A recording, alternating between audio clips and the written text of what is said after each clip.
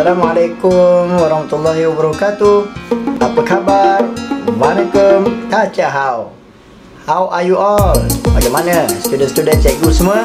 Adakah berada dalam keadaan yang fantastik dan marvelous? Mudah-mudahan pelajar-pelajar semua senantiasa bersemangat untuk belajar subjek yang sangat hebat ini, subjek sejarah. Baik pelajar-pelajar, kita dah pun menelusuri tentang kepentingan pembelajaran sejarah. When we are learn about our history, we are actually planning our future. Sebabkan pembelajaran kita pada masa yang lalu membentuk mental map di dalam minda kita untuk kita merangka apakah kemajuan-kemajuan yang boleh kita cari gali demi menentukan satu landscape pemikiran ke hadapan sebagai persediaan di masa kini dan untuk generasi akan datang. Baik pelajar-pelajar, kita akan pergi kepada topik 1.2, iaitu kewujudan kerajaan alam Melayu. Secara ringkas saja pelajar-pelajar, kerajaan alam Melayu ni dia telah bermula daripada pertempatan kecil yang berkembang menjadi pelabuhan. Itu sebab awal-awal kewujudan kerajaan Melayu ni terletaknya dia di sungai. Apabila di sungai ni, ianya menunjukkan wujudnya aktiviti manusiawi. Bila kita berdekatan dengan sungai, bila manusiawi ini berdekatan dengan sungai, akan ada sumber air. Air ini adalah lambang kehidupan. Dari situlah wujudnya botani. Daripada sungai inilah air akan dialirkan ke sawah untuk dibangunkan sawah padi. Dan apabila ada sawah padi, akan berlakulah konstruk pekerjaan. Wujudlah petani, wujudlah bahkan jentera sekalipun. Bila jentera padi itu ada, bahkan orang yang membaiki jentera padi itu pun akan tetap terlibat dalam komuniti itu. Akan wujud golongan borjos dan proletar. Akan wujud golongan pemodal, penjual beras-beras daripada hasil sawah padi tadi. Akan wujudnya kesatuan sekerja dan masyarakat akan berkembang. Begitulah, itu pandangan salah satu tokoh sosialis, iaitu Karl Marx. Cuma dalam konteks sejarah ini, cikgu nak kaitkan dengan kewujudan kerajaan ini pada awalnya diaktifkan adalah berpusatkan dari sungai-sungai, iaitu sumber air. Dan situlah sumber pengangkutan yang keduanya. Sumber pengangkutan utama pada waktu dan ketika itu antaranya adalah sungai. Selain jalan darat yang belum lagi diteroka seperti mana zaman sekarang kan. Jadi kita dapat tengok sumber air, sumber pengangkutan, dan situlah tercetusnya aktiviti ekonomi setempat, di mana pertukaran mata wang berlaku, pedagang-pedagang akan lalu secara lokal dahulu. Dan apabila sudah berkembang besar, ianya akan menjadi sebuah pelabuhan, dan maka dia akan jadi kerajaan. Daripada pelabuhan ni maksudnya ada trader daripada luar, ada peniaga dari luar, pedagang dari luar akan datang. Kerajaan ini muncul seawal abad pertama lagi tau. Apa kerajaan-kerajaan tersebut? Kerajaan Funan, Champa, Sriwijaya, Angkor, Majapahit, Kedah Tua dan Gangganagara.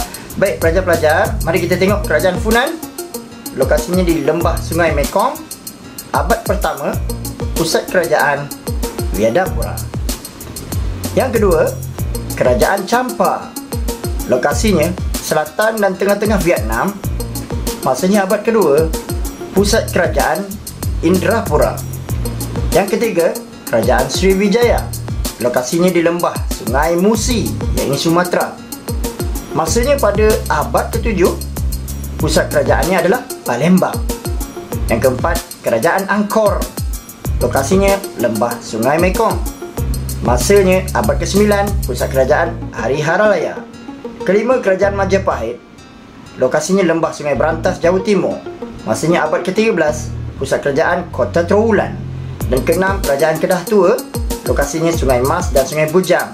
Masanya abad ke-5, pusat kerajaan Sungai Mas dan Pangkalan Bujang. Yang ketujuh, kerajaan Gangganagara. Lokasinya pantai barat bahagian tengah tanah Melayu. Masanya abad ke-6, pusat kerajaan di Pangkalan. Jadi pelajar-pelajar, secara ringkas, kewujudan kerajaan alam Melayu ni sejak awal abad pertama sekali membuktikan bahawa alam Melayu ni adalah kerajaan yang sezaman dengan kerajaan-kerajaan pada tamadun yang lain, iaitu sezaman pada awal abad pertama tu dah ada dah.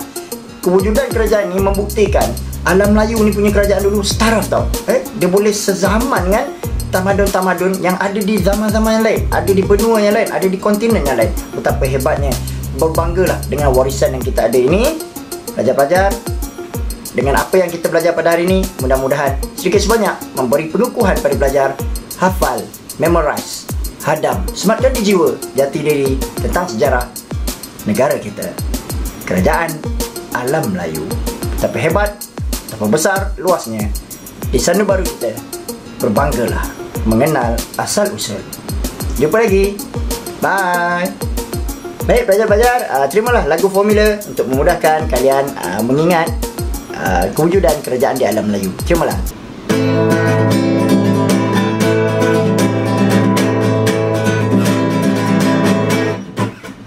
Funan lembah sungai Mekong, abad yang pertama, Vianapura pusat kerajaan, kerajaan Funan. Cabang selatan tengah Vietnam, abad kedua, pusat kerajaan Indrapura. Itulah kerajaan Champa, Sriwijaya, lembah sungai Musi Sumatera. Abad ke-7, pusat kerajaan Palembang. Itulah kerajaan Sriwijaya. Angkur, lembah sungai Mekong, abad ke-9,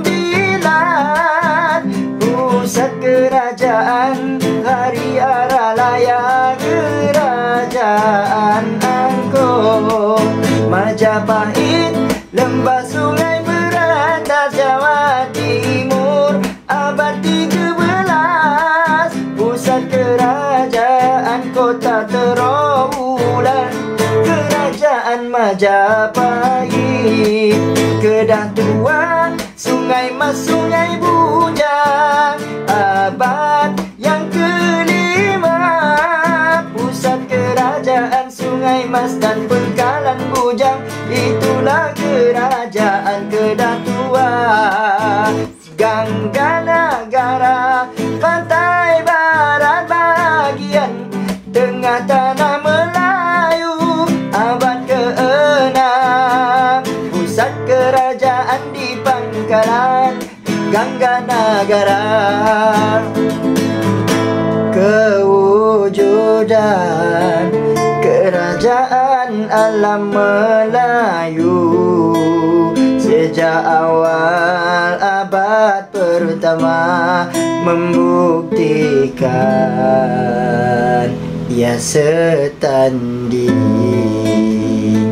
dengan kerajaan yang ada sezaman tamadun yang ada.